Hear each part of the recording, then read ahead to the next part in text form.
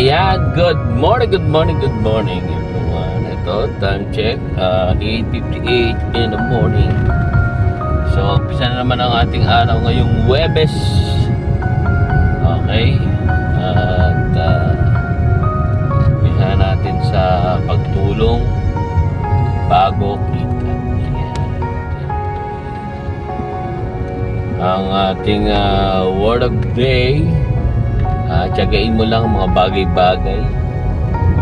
Yan, huwag kang mapapagod.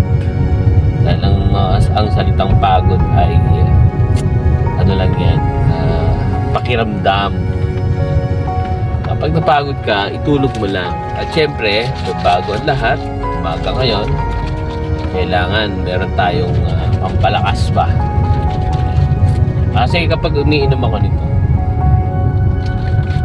iba yung klaseng energy na meron. Talagang tumatagal talaga yun. Kahit pagod ka, diretso pa rin yung yung trabaho. May energy ka pa rin. Pag work ka sa tao, may energy ka pa rin. So, ito ay nire-recommend ko talaga sa mga may sakit at walang sakit, lalo sa mga nagtatrabaho. Very effective po ito. Pakiramdaman mo, subukan mo. Iba yung energy na maibibigay nitong drink na to sa katawan mo. Ayan. Okay? Ayan.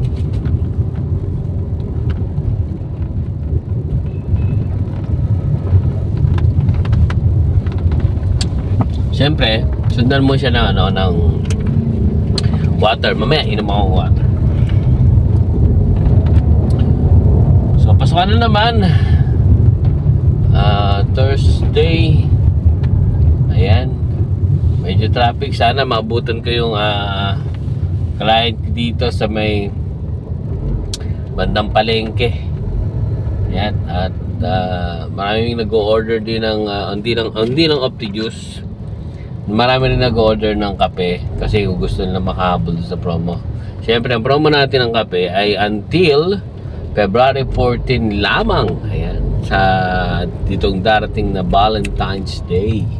So, habol na guys. At syempre, bukas iniimbitahan ko po kayo na pumunta po sa head office kasi ang ating speaker for that day ay si Hall of Famer 2020. Ayan. Coach Lester Riles. Ayan. At syempre, ako naman yung mag-i-intro sa kanya. Siyempre, para ano lang ba, ang pagising ng mga audience, ganyan. Diba? At ang aim natin, mabawasan araw-araw yung timbang natin.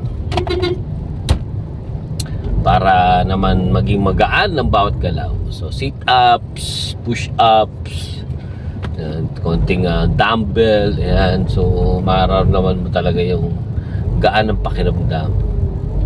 Okay? Kahit na anong pagod mo, talagang ibang klase. Lalo na pag excited ka pa sa magiging resulta. Diba? Sa mga gustong humabol pa, ayan, ako, kabilang ako dyan. Gusto kong makahabol sa China. Kaya talagang todo sipag talaga. Hindi pwedeng patumpik-tumpik. Okay? Marami nang nakahit ng China. Congratulations po sa lahat. Recently lang na nakahit ay kagabi si Coach Lubimi. Ayan, congratulations dahil ikaw po ang susunod na travel incentive qualifier. Ayan. Nakakailan kaya ang biyahe niyan, ano? Nakaka-excite.